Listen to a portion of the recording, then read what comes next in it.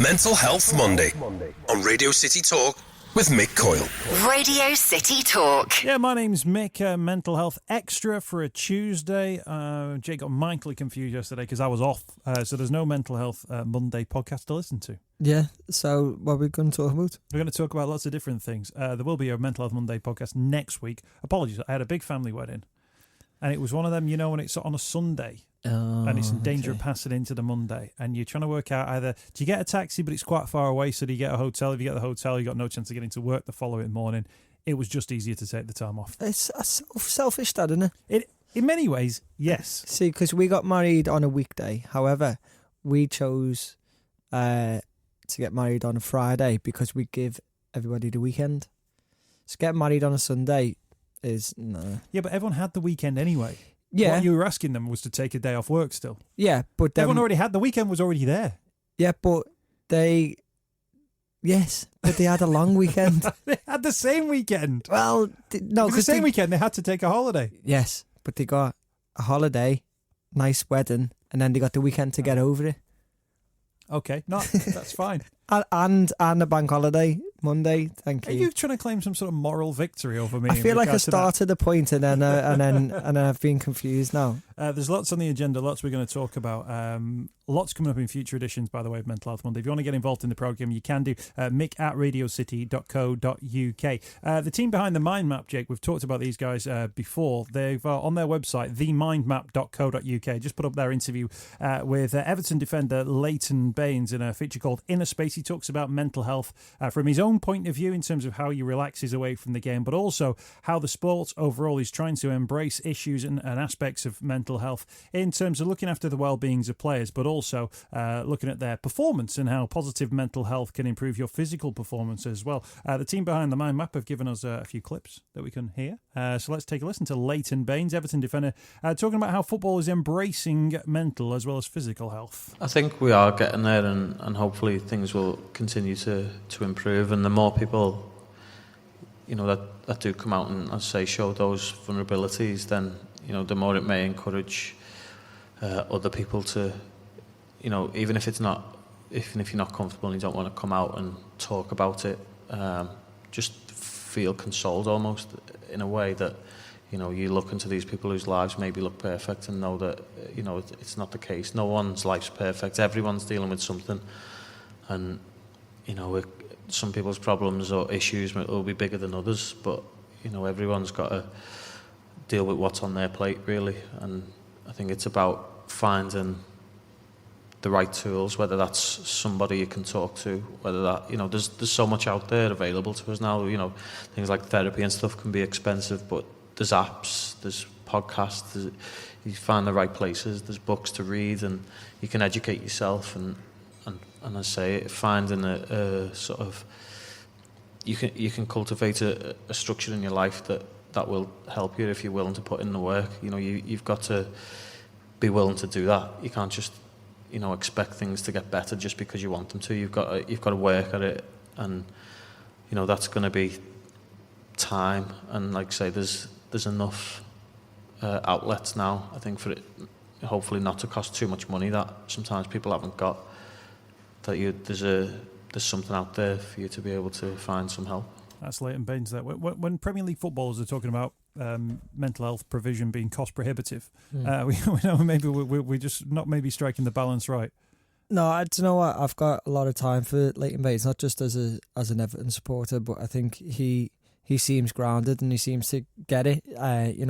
That's fantastic that he done that event for My Map, but the thing that came across for me was that he wasn't just there as just a sound piece, as a celebrity, somebody who would just lend a voice to a good cause and say, this is great what to do. And I do feel like he got it, he understood it, and he made some really, really relevant points there. Yeah, absolutely. People can check that out in full, that interview, themindmap.co.uk. It's on the homepage, and people can watch the full interview as well, talking about mental health in football and how that all works out. Themindmap.co.uk. There is still that sense that like some people are wising up to this mental health thing, but I almost got a sense from that it's still not a mainstream thing within football, and then obviously then within society. Whereas actually I almost get the sense that if football clubs all focus on mental health and talked about the fact they were focusing on mental health. I can't help but think that those are the sort of things which would generally seep into everyday society a little bit easier. Absolutely, because it would change people's references. I think like metatarsal. Everyone knows about metatarsal injuries. People now, when they get injuries and it's an Achilles problem or it's a cruciate ligament problem, people go, "Oh, he's out for 8 to 9 months." People know that from football, and people didn't know that outside of the knowledge that they've gathered from football. So football fans who can come from all walks of life have the ability to adopt this kind of information without being patronised with it. Yeah, and it's that idea as well, is that nobody says that a footballer or a sportsman can't be physically injured. You know, at no point does anybody say, "Well, look, he's rich and famous. He can't pull a muscle or break a leg." And without kind of going down that cliche side of things, it's something that you associate with a footballer, with a sportsman, and the mental side of things isn't. But at the same time, if you think about it, how mentally strong you have to be in certain parts of the game. We're talking about the World Cup over the last couple of weeks, and that mentality of the England team if they're coming up to penalties. I mean, talking about pressure, talk about resilience, and that mental side of the game is just as big a part of it as it is the physical. I think so as well, and I think the other thing is, it's not an idea that you're going to supercharge players mentally to be able to achieve, but actually, I guess if you are part of a sporting organisation, any organisation where you're looking after people and trying to get the best from people, what you don't want is your mental health to prohibit your physical health, i.e. what you don't want is there to be, when it comes to a penalty, that your mind is incapable of dealing with the situation when clearly your body is physically capable of dealing with the situation. That's one of the things where I think, and I kind of get the sense from Gareth Southgate, they've done a lot of work on that. They've talked about not where you're going to place it, top right hand corner, nobody can ever stop it there. They've talked about being in the moment and living each moment within that moment, as opposed to thinking everything's on me, it's all going to fail, everything's going to go wrong if I make this mistake. It's about just having that moment. Yeah, and if anybody knows about that, it's Gareth Southgate as well. You know, the kind of the journey that he's been on, especially on like a national level. Even if you look at people like David Beckham and that kind of turnaround that he had. If you miss a penalty, if you are the villain and coming back, imagine what that's going to do to your mental health. And I don't think it's a coincidence that Gareth Southgate's been through that, and I think you're absolutely right, and that's the kind of effect that he's having and trying to drill that attitude through to the players. But also, I don't think it's a coincidence that you've got players like Danny Rose, who, whilst in the England camp, is doing interviews about struggling with his mental health and depression, being on antidepressants. So yeah, I think the more and more references, and we always say this, we say this every week about role models, but it's about having a reference for somebody to say, okay, I recognise that because I've heard an interview or I've seen this. It's normalising it. I think it was when we were doing our mental health marathon, Stan Collymore came on and he was talking about going to the then Villa manager, John Gregory, and saying, I need help. And he went off to, I think it was the Priory or the States. I forget where he went for time away from the game. And he came back, and I think it was some of the senior players within the squad. And I think it was the era of Hugo Ehiog, Mark Bosnich, Gareth Southgate being one of them. All pulled him to one side going, what do you think you're doing?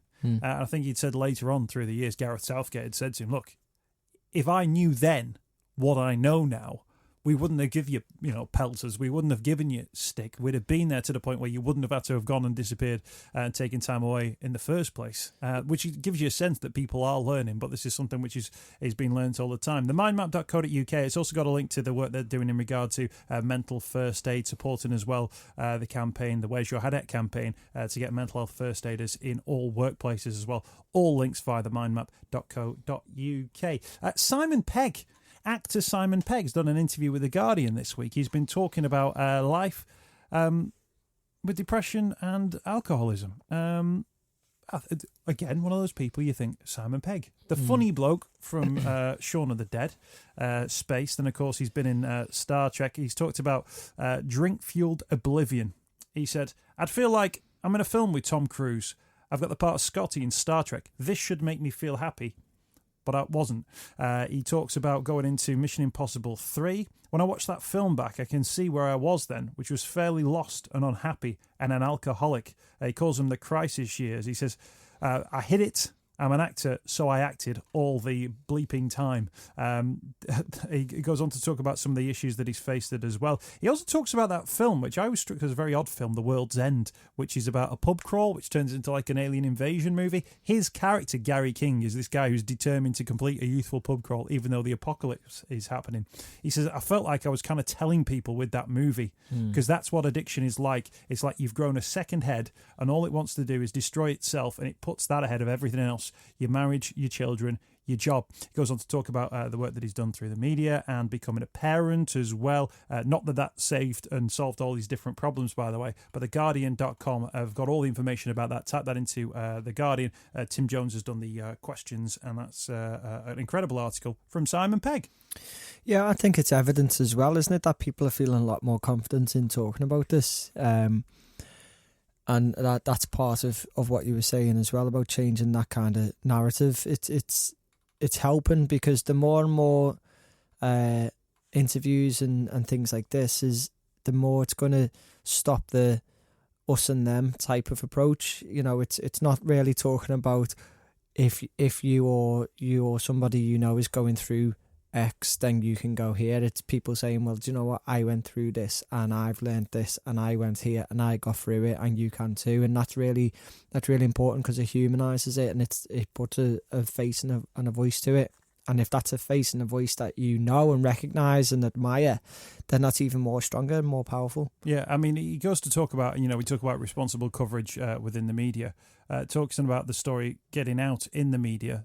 He's talking about certain journalists, I don't know where from, they were sinking so low as to be phoning up where I was when he was going through treatment and pretending to be my mother to get the story, which is it's very low. It's absolute rat-like behaviour, isn't it? Yeah. But actually, he says he wants to tell the story. He says, I'm not ashamed of what happened, and I think if anyone finds any relationship to it, then it might motivate them to get well. But I'm not proud of it either. I don't think it's cool, like I was Mr. Rock and Roll, blackout and all that nonsense. He doesn't quite say. He says, it wasn't. It was just terrible. And actually, that falls into that thing that we've talked about in the programme before, that sometimes there's a sense of, rock and roll, he loves a drink. He loves, it's drink, it's drugs, it's addiction. It must be great to be a rock star. He's going, no, it wasn't great. Yeah. It wasn't great at all. With journalists like that, and we've discussed this before, it's like it's a scandal, and they're trying to, you're like, this is a person who's not well. Well, you know what? I watched The Incredibles yesterday. You know The Incredibles movie? Yeah. When was the last time you watched that? Probably around the time it came out. So it's like 2006, something like that. You know what happens right at the start? They're The Incredibles, the superhero family. Yeah. And then what happens is there's a show reel of like old news footage from The Incredibles. And he goes, Mr. Incredible is being sued by this man who was trying to jump from a building and didn't want to be saved. The man who was attempting suicide is suing Mr. Incredible for... Oh, really? Yeah, and that's the actual plot device, which takes him from being the superhero out in the street to being somebody who keeps getting sued. He basically has to face lawsuits, the first one being, and he says this in a children's film, from a man who was attempting suicide who got saved by Mr. Incredible, and then he was being sued for that. For that reason, he had to then go and get an office job. And I thought, it just struck me as really strange. I didn't think how irresponsible or inappropriate. I just thought, that's an interesting plot device in a children's film. Yeah, it sounds like it's one of them that's aimed at the adults, isn't it? Yeah, but he's been doing it like wouldn't that be a funny thing that guy tried to die, but then they saved him, but then the guy sued him. Ha! Yeah, great. Put it in a Disney film. Put it in that Disney Pixar film. It struck me as really. You just think, when sometimes something just clanks a little bit, you're not quite so sure. Lots of other things going on this week, by the way, Jake. I told you I've had an extra bonus edition, seeing as there's no mental health extra. Mums with new babies on Merseyside battling mental health problems have been urged to seek help over fears there's a new postcode lottery for services. Research claims that 2/3 of the country has little or no specialist services, including parts of our region. Others are served much better. Person Shaped Support in Liverpool have been doing some great work with this one. They help mums with postnatal depression, but are still warning that actually, although the services might be there, it's not always easy to find them, which I think is one of those where if you think you're in a postcode lottery situation, you either get the service or you don't. But even for some, when the service might be available, it's just not signposted, so you don't know that it's there. Yeah, Well, the postcode lottery does exist, and there's absolutely no denying that. The idea about the finding the services, that's, it's a conversation that I've had today about the reason why we set up the Hub of Hope was because services were really hard to find and were really difficult for me to find as I was adding them onto the Hub of Hope, and that's still the case now. I've been this morning with Chester University in Warrington, and they were talking about how even as mental health students, nurses, social workers, they are kind of every day finding out about new services that are actually on a doorstep. And it's kind of like this idea of people working in silos without they're offering incredible support, but it's so hard to find them. And that, the part of that's going to be having a smaller voice is it's difficult, but that's kind of what we want to do is through the Hub of Hope is to promote and give them a platform to say, look at all the help that is available, and you can get that support. Because if you're waiting on places that are NHS funded, then that's where the postcode lottery definitely will come into it. But there's other people and there's other groups that do exist and offer amazing support. Yeah, hubofhope.co.uk, if you want to type in your postcode there, it might well find that if you're looking for specific services, it might well be that it's near the top. You might have to look a little bit further, but certainly within a certain radius of your home, hopefully you'll find mental health services near to you right across the UK. Hubofhope.co.uk. There was another story, Jake. I just wanted to give this a mention because, again, when I heard it in the news, I thought, I wonder what's going on there. And it's about a physical appearance, but I think there's a mental aspect to it as well. Clinics have seen a huge rise in the number of women applying for cosmetic surgery after they've watched contestants on Love Island, telling us they've been inundated with requests for boob jobs and lip fillers since the show started earlier this summer, or certainly a direct correlation. There's one of the contestants on there apparently has had £30,000 worth of surgery. It's always interesting, this one, of course, where if people have a genuine issue with their personal appearance, we live in a modern age whereby you can do something about that, and that can give you confidence, surgery which can hugely change people's lives. Mm-hmm.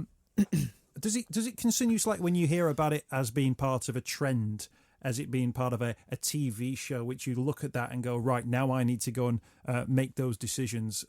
Is it empowering, or do you think that actually the responsibility of these clinics, many of which do a lot of sort of psychological work, if you like, on that person, we've got to sort of be extra careful about? Yeah, it's got to be about why you're making that decision. Anybody's entitled to do whatever they want to their own body, of course they are, but it's whether it's for the right or wrong reasons, whether there's something actually behind that. I think it is concerning, especially we've already talked about Love Island and this kind of idea of what we are meant to look like, what's attractive, that kind of if I went on Love Island and stood next to these fellas, I would feel ridiculous. But I think that's the thing, isn't it? If you've got a personal thing about something, the shape of your nose, but whatever it might be, the size of your, whatever it is, then if it's a personal lived experience, then you're kind of within a place to say, there's something about myself which I don't like. But actually what you're talking about there is seeing other people and thinking, I need to be in that box. I need to fit in that category. Somebody change that for me. Yeah. And that's a different thing, isn't it? That to thinking, I've always wanted to get rid of that mole on my face. Or that's thinking, make me look like those. Yeah, like somebody else. Yeah.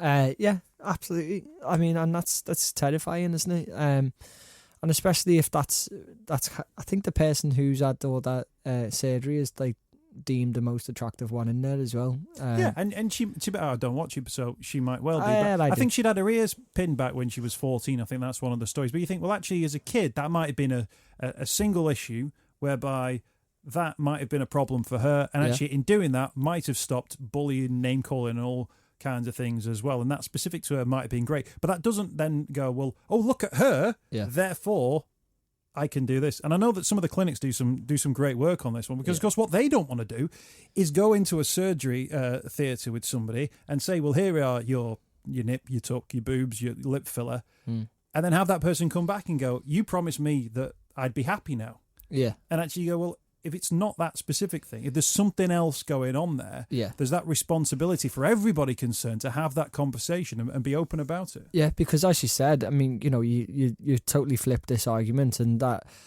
surgery like that can do absolute wonders for somebody's self-confidence and their mental health. But it's about the reason why you're doing it, and whether you're chasing something via cosmetic surgery that actually you're never going to stop, because it's not actually the reason for it. So yeah, I think there's a whole lot of work there actually to be looking at that psychological impact and what that's meaning for people in their lives. Yeah, there's a duty of care, I think, that I imagine probably some of these TV shows now employ, because they think we can't be having all these contestants coming on and then going off the rails or whatever. I imagine there's a duty of care to those, but actually, as viewing members of the public, we don't see that, do we? No.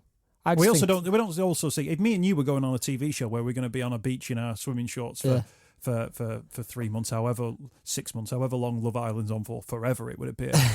Me and you would probably get down the gym, wouldn't we? And we'd probably try and work out a bit. Well, I just think that they just need more dad bods on there. Get the dad bods on, help normalise the dad bod. That's a hard sentence. I've been told in my ear by producer Lizzie that Jack has a dad bod. I don't know. He might be horrible, but I want him to win. Is he horrible? No, he's nice. He's the best one. He's the best one, see? Yeah. We all need to be a bit more like Jack. I don't know who Jack is. Be more Jack. No idea. But there you go. That wraps up our conversation for this week. I knew we had plenty to talk about. Jake, thank you for your time. What are you working on Chasing the Stigma this week? Keep an eye on our webpage, chasinthestigma.co.uk. As we will have some nice things to announce soon, and we're just getting out there, just to actually something to mention, because what we touched on with the Hub of Hope about there might not be services on there that you're aware of. If that's the case, please tell us. Anybody can register to be on there. Any mental health support or service can register to be on there. It's free to be on there, it's free to use, and you'd register on hubofhope.co.uk. Brilliant stuff. Jake Mills from Chasing the Stigma. They're up and about on social media, hubofhope.co.uk for mental health services near to you. And Mental Health Monday is back this coming Monday from Radio City Talk.